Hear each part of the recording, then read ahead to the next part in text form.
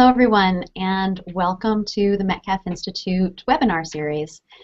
We are holding this webinar series as part of a larger effort that Metcalf Institute has undertaken in the last couple of years called the Climate Change and the News Initiative. And that initiative is intended to help journalists all over the country cover climate change stories more accurately and to do more of these stories. So we offer seminars in different parts of the country and also these webinars and other resources on our website and videos on our YouTube channel. All of these things are intended to provide reporters and editors with new sources, new resources, and some story ideas. So today, I'm very pleased to continue on with this series. I suppose I should tell you who I am. My name is Sunshine Menezes, and I'm the Executive Director of Metcalf Institute here at the University of Rhode Island's Graduate School of Oceanography. I just wanted to note that following the speaker's presentation, we will take questions for about 15 or 20 minutes at most. And if you have a question to submit, you can do that via Twitter. Just use the hashtag MetcalfCC, as in Metcalf Climate Change.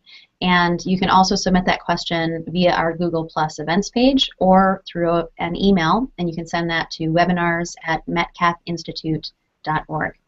So now I'm very pleased to introduce today's webinar speaker, and that is Dr. Katie Arkema. Dr. Arkema is a lead scientist with the Natural Capital Project at Stanford University's Wood Institute for the Environment. She works on Marine Invest, something you'll hear more about in a moment. This is a set of models for quantifying the services provided by coastal and marine ecosystems, and her research interests include community ecology, relationships between biological and physical processes in nearshore ecosystems, as well as marine ecosystem-based management and land-sea interactions. Katie received her PhD from the Department of Ecology, Evolution, and Marine Biology at the University of California, Santa Barbara, and her bachelor's in ecology with a minor in Latin American Studies from Princeton University. With that, I'm very pleased to turn it over to Dr. Katie Arkema. Katie. Thank you very much, Sunshine. Shall I go ahead and share my screen? Sure. Okay.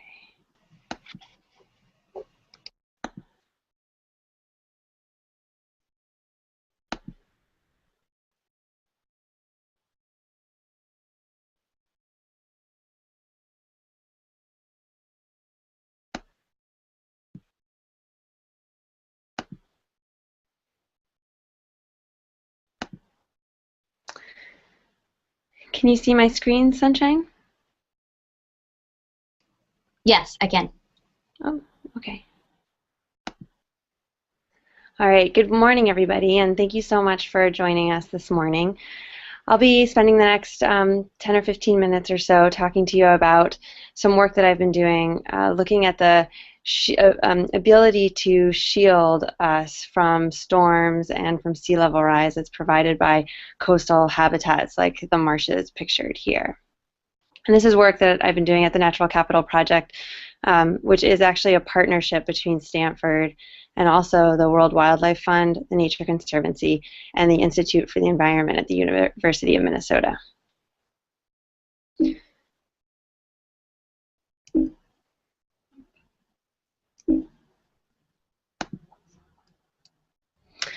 So as Hurricane Sandy made starkly clear in the fall of 2012, our coastal communities in the U.S. and around the globe are at an increasing risk from coastal hazards, like increasing sea level rise and the potential for increasing storms. These coastal hazards are also posing risk and increasing costs to coastal infrastructure. A lot of times, infrastructure like this Dow chemical facility and the coast of Texas and this coal mining port along the northern coast of Colombia are located in coastal regions because of the importance of transportation and production of these materials.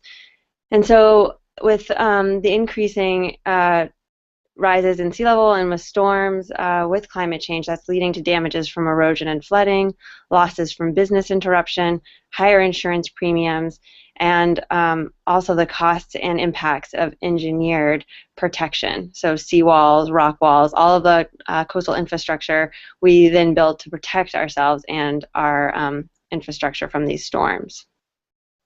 And so over the last decade or so, there's been increasing interest in the role that nature can play in helping to provide defense against these storms. And this is actually a picture of the wetlands in front of the Dow Chemical facility where we've done some work. And so there's been this sort of growing interest in academia and in sort of government agencies and with coastal planners that ecosystems can help to reduce the risk from these hazards by reducing wave heights and storm surge. But we've lacked the kind of science and information that we've needed in order to figure out where these ecosystems and to what extent they can actually play a role in helping to provide protection from storms. And so one of the things that we do at the Natural Capital Project is we are a research-based group, but we work in close collaboration with partners on the ground that are trying to tackle challenging, in this case, climate adaptation and coastal resilience issues. And one of the first things that we do with them is we try to listen and figure out what are the issues that they're facing, what are the questions that they have, and then we phrase these in terms of questions that we can tackle with science and with the models that we're developing. So the two questions I'll talk about today are where and to what extent do existing habitats reduce risk of people and infrastructure to coastal hazards now and in the future, and what are the costs and benefits of alternative climate adaptation options. And as I mentioned, we have developed these questions through collaboration with various different partners. So this first one was in collaboration with various groups that are part of the initiatives to respond to the Restore Act funding, and that's the funding that's coming from the BP oil spill. So we have collaborators in Florida and other areas around the Gulf that are asking this kind of question in order to know where they should make investments in natural infrastructure in order to provide protection. And the second question is one that we've tackled in Central America and other places, both in the US and throughout Latin America. But this particular results I'll show you today are from our work in Belize, which is a small country along the coast of the Caribbean side of Central America. And we've worked there with the Belizean government and also with the Multilateral Investment Bank, the Inter-American Development Bank. So to tackle this first question, we developed a coastal hazard index that would allow us to look at the exposure of different segments of shoreline to risk from coastal storms and sea level rise. And what the kinds of data that go into this index are information about geomorphology, which is how sandy or rocky the shoreline is, the types of coastal habitats in these regions, mangroves, wetlands, oyster reefs, corals, the wind and surge and wave exposure, so what is the direction of storms, how strong are they, information about relief, which is essentially the elevation of the shoreline, and then also variation in sea level rise. And so for this particular analysis, we looked at a couple different scenarios of the extent of coastal habitats because we were interested in their ability to provide protection, and several different sea level rise scenarios. And I'll show you just a few of the results to illustrate what we found. So we applied this model along the whole coast of the United States, and what I'm showing you here are the first set of results, which are the exposure. And in the warm colors are the areas that are at the highest exposure to coastal hazards. So you see mostly red around the East Coast and the Gulf. And this is largely because these areas are low-lying and they tend to have softer substrates, whereas much of the West Coast tends to be higher elevation and more rocky shorelines, which are less at risk from the effects of these hazards. But we were particularly interested in not only what was the exposure to these areas, but where would coastal habitats actually be providing the most protection from this exposure. And so what I'm showing you here in the figure in the middle is on the x-axis are all of the different coastal states in the lower 48. On the y-axis is the population of people living in the highest hazard areas. In the black bars are the results for when we ran the model with the existing habitats in place. And what you can see if you look at those black bars is that Florida is pretty high, followed by New York, Massachusetts, New Jersey. These are the places where there are the most people at risk given the protection provided from these habitats. And then what we could do is we could actually use our model to figure out where would more people be at risk if we were to lose that protection provided by these coastal ecosystems. And so we use the model to essentially remove the habitat from the entire coastline of the US. And that can seem sort of extreme, but it's actually a way that we can then figure out, well, if the habitat wasn't there, say due to coastal development in a particular location or pollution or any number of these sort of coastal and ocean sectors that can negatively impact these ecosystems, what would then happen in terms of the numbers of people at risk? And what we see is we can use the difference between these two bars to figure out where are the places where those habitats matter the most for people. And we see a really large difference in Florida and a really large difference in New York. And so those states sort of pop up first as places where there's a lot of people living along the shoreline and where there's actually still some coastal habitats intact. And so if we were to lose those ecosystems, we would have an increasing number of people at risk. One of the things we were interested in doing with this particular analysis was looking at several different metrics of risk reduction. So I just showed you results for total population. We also looked at the value of property protected from these coastal ecosystems. And we developed a relationship with some of the researchers at Zillow in order to collect data on property values along the whole coast of the US.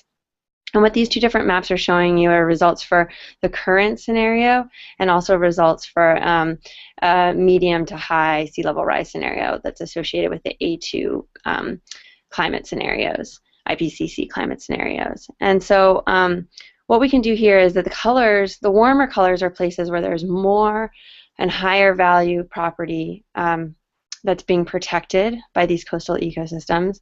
And then we can look to see how that would change in the future. And so, for example, if we look down at the tip of Florida here, the colors get darker, and that means there's actually an increase in the value of property protected by these coastal ecosystems. They're even sort of more valuable into the future, whereas there's other areas here along the Atlantic seaboard where that actually becomes lower, and we can interpret that as meaning the sea level rise has gotten so great that the habitats themselves are actually now at risk and doing a poorer job of protecting this high value property. We also wanted to look at not just economic metrics, but also different demographic patterns. And so what we see on the left here is the number of families below the poverty line that are being protected by the coastal ecosystems like wetlands, oysters, coastal forests.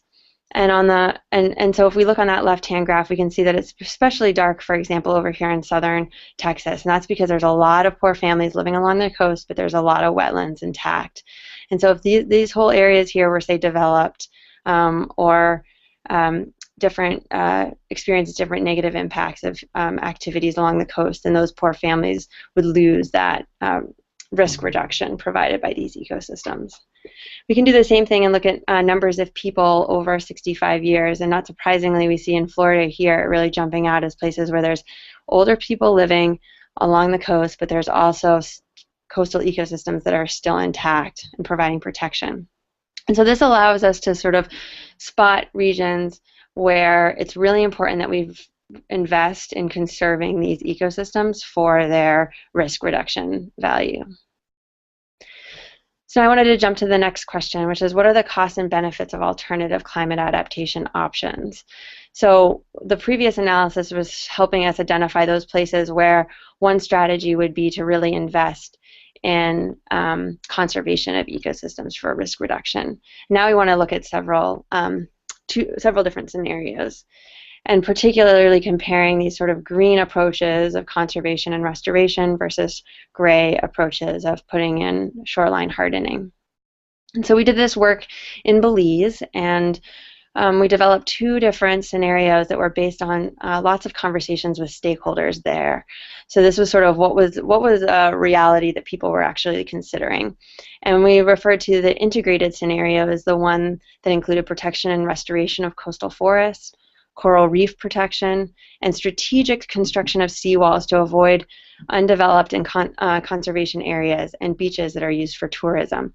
So one of the things they did say is they were interested in putting in some seawalls in areas where there was a lot of development already, but not in places that were undeveloped and were important for tourism. So if you put seawalls in front of beaches, then a lot of times you lose those beaches and it becomes a less attractive place for tourism. In contrast, what we call the reactive scenario was the construction of seawalls along all coastlines where there was development with some protection of coastal forests. So one of the things that kind of this idea of using green infrastructure to provide protection, these coastal ecosystems, one of the sort of benefits of it and potential sort of hope that this would provide for resilience in the future is that it would not only allow us to provide storm protection, reduce our risk from storms, but also continue to provide other benefits like nursery habitats for fisheries or recreation and tourism values. This is really important in a place like Belize where their whole economy really depends on tourism and where there's extensive subsistence and local and commercial fisheries. And lobster in particular rely on a lot of these habitats like corals and mangroves and seagrass at different times of their life stage. So for this particular analysis, we used a slightly different model than the one I showed you for the US. This is one that incorporates more hydrodynamic modeling, and what you see on the results here on the right are essentially the differences between if you have mangroves along your coastline versus if you don't. And so the bottom figure here shows the kind of a cross section of the shoreline. So here it's really deep, and here it's shallow, and this is where your mangroves are. So you can think of this as being this direction here where the arrow is. And what we see is if you were not to have those mangroves there, you'd get a lot more scour, which leads to erosion. You'd get a lot higher wave heights than with your mangroves intact in the green lines, and then your wave heights would be higher.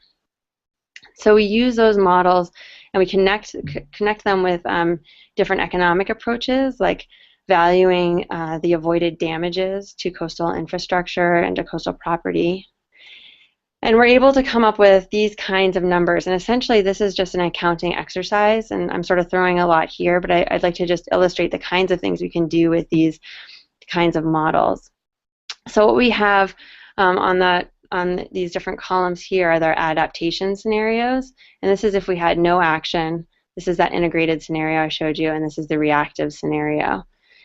And what we find is that we can keep track of all of these different services that I mentioned. So the lobster fishing, the tourism and recreation, and the carbon storage and sequestration. I didn't mention that, but we also looked at carbon storage. And these are all highest in this integrated scenario. We can also look at implementation costs. And what we find is that it's cheaper to do the kinds of strategies that are mostly green and a little bit of gray in the integration scenario than the reactive scenario. Putting seawalls along the entire coast of Belize costs a lot more. Then we can look at the erosion damages under these different scenarios. And what we find is that with the reactive scenario, we actually don't get as much damage. And that's because the way that we needed to model this is that we put in these big seawalls, and we designed those seawalls based on the size of the storm. So we purposely designed them so that they would avoid erosion. We don't have that ability with all of those natural protection areas. There's going to be some places where some erosion will occur, and we're going to have some damages from sea level rise. But there's actually not that large a difference here, and when you add them all up, what we find is you actually have, in your cost-benefit analysis, relative to the no action scenario, the integrated is actually more, gives you a greater return on your investments than your reactive scenario. One thing I'd like to mention is that this analysis really depends on the conditions related to the wave height, to the storms, and it also depends on the value of your coastal infrastructure. So here in Belize, in this particular case, it makes more sort of sense, and it gives you a greater return on your investments to have a combination of green and gray rather than all of this sort of like green seawall protection. So I just have one more slide, one or two slides here. That's just wanted to mention that in the last couple of weeks, I think this was in early October, the White House Council on Environmental Quality issued recommendations calling for building community resilience by strengthening America's natural resources and supporting green infrastructure. And just yesterday, they actually released a report from the President's State, Local, and Tribal Leaders Task Force on Climate Preparedness and Resilience, and it includes lots of different recommendations, and even there's a new online toolkit that I'd be happy to share some links to. And in all of this information is incorporated this issue and this importance of including green infrastructure as part of our resilience measures and strategies. And so with that, I just wanted to give one small plug for a related work that we're doing in Belize that was just published today, and that's the development of a new model that allows us to assess the risk to these habitats that provide protection and can be a part of these climate resilience strategies from coastal and ocean sectors like marine shipping, coastal development, fishing, dredging, and it's coming out this morning. It's just been published in Environmental Research Letters. So with that, I'll just thank lots and lots of people that have been involved in this work that I talked about today, and I'd be happy to take any questions. Thank you, Katie. I appreciate the chance to hear about all this great work you all are doing. While we have some questions coming in, I'm going to start with a question for you, which is about the applicability of those Belize results for the U.S. Do you have a sense of whether and to what degree those are interchangeable? And yeah. I'll note that you're still on screen share, so you might need to turn that off. Oh, okay.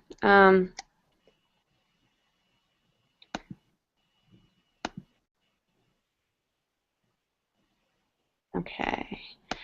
Yeah, so like I mentioned, the kinds of modeling that we do and the kinds of science that we develop are really important because each place is different. The context really matters. And so because the U.S. is a big place, those Belize results are likely to be applicable in some locations and not others. And so we used a lot of detailed modeling in the analysis in Belize. And the reason that we developed that exposure index was that so we could apply it at the whole coast of the United States. And that was actually to inform the National Climate Assessment in 2013. And people wanted to know on a national level where are the places that we really need to think about investing in green infrastructure. And so places like Florida that popped out there in our analysis there's likely to be locations there where we're going to see similar results to what we found in Belize. But it does have to do with all the different factors that we include in our model. So the value of property. If there's really high property value, it may make more sense to build that gray infrastructure, to invest a lot in your seawalls. But those are not always going to provide, as we saw in Hurricane Katrina, certainly there's going to be problems. And so it's likely to really depend on the coastal conditions, the property values, all the different factors, the other uses that people want out of the system. Do they want tourism? Do they want fisheries? So trying to do that kind of accounting is really important when we're trying to evaluate different strategies. Great. Thank you. Also, we're wondering about the fact that you worked with Zillow on this project is so fascinating, and to what degree are you getting interest from these kind of non-traditional partners in the Natural Capital Project? And maybe you could talk a little bit more generally about the Natural Capital Project for a second and the scope of what you're trying to achieve. Yeah. So the Natural Capital Project really was formed to be this bridge between academia and really applied uses of this information.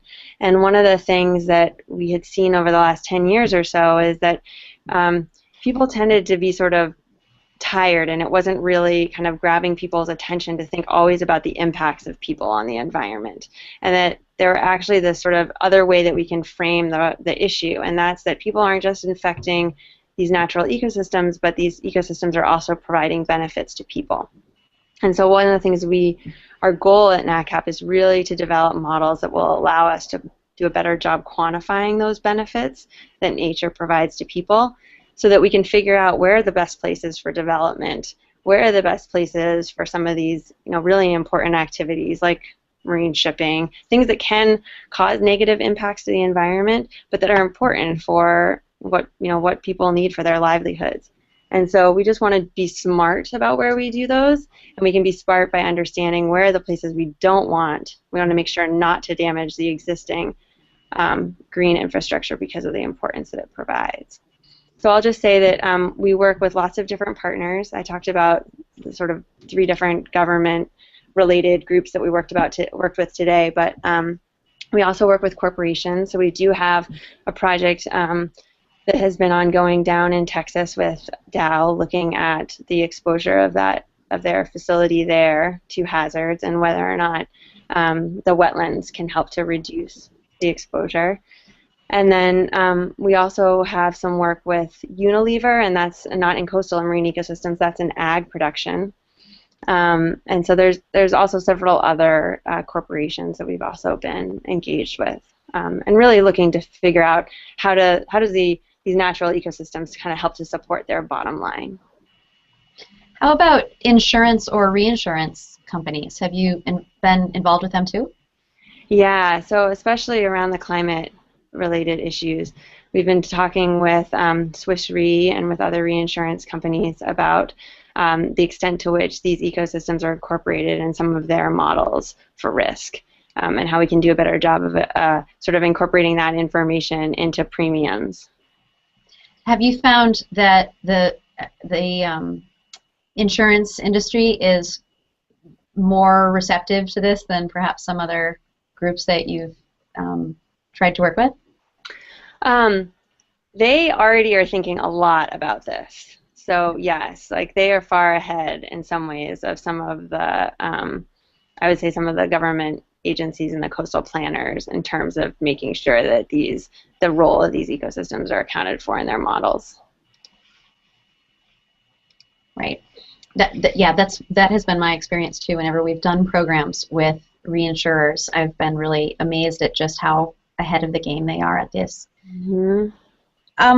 So another question is about methods of coastal conservation. So you talked about this a little bit, but I'm wondering if you can expand on the green side of coastal conservation methods and things that have been used, especially in the U.S., that are especially effective, or perhaps that communities or municipalities are more receptive to? Do you have any sense of that? Well, we have been working with the Nature Conservancy and also with NOAA in the Gulf, and so some of the methods there are around figuring out where to restore oyster reefs in order to reduce wave heights and increase the retention of sediments along the shore. And that's in response to the Recovery Act several years ago, the Restore Act now, and also several other sort of efforts and to invest money in resilience of shorelines. And that's actually been something that communities have been very interested in, because restoration provides jobs. And so it's not only sort of doing these direct benefits, excuse me, of providing nursery habitat for fisheries, for reducing risk from sea level rise and storms, but also for increasing and providing jobs in these communities that have lost jobs because of other reasons. For example, when fisheries were closed after the BP oil spill. Gotcha. So I'm waiting. We don't have any other questions at the moment. Is there anything else that you would like to talk about while we have a couple of minutes here that you wanted to note about this project or about any of your research? I think I would just say that the main take-home message is that it's it's not going to be very effective to think that one solution is going to work everywhere. And so doing these kinds of analyses, like on the large scale of the whole U.S., to identify where are the places we maybe really need to focus on these kinds of green strategies. And then also in Belize to recognize that it's likely that a combination of both these gray and green strategies are going to work, and we need to just do a good job of accounting for all the factors that matter. Thank you. That's a great summary. We did just get one more question, so I want to fit this in very quickly, even though you just left us on a really good note. And that is, do you know if master naturalists are partnering to help out with any of these coastal projects anywhere around the U.S., or I don't know, even in Belize, I suppose? Goodness, I'm actually not familiar with master naturalists, so I don't know. But I'm going to have to go look this up right away as soon as I get off. I don't know if we can add any more info there, Okay. but I'm certainly curious about hearing more about that program. Fair enough. Okay. Well, maybe via Twitter we can start that conversation. Okay. All right. Well, then I am going to just thank you, Katie, for joining us today. We were really glad to have you here. Thank you also to everyone who tuned in for the webinar. And we will have this posted on our YouTube channel shortly. And also the webinar that we did yesterday with Bryce Luce is up on our YouTube channel already, along with hundreds of other videos featuring speakers on a wide variety of topics. So please do make use of that. And I'd finally just like to thank Katie Arkema for joining us today. And have a great afternoon.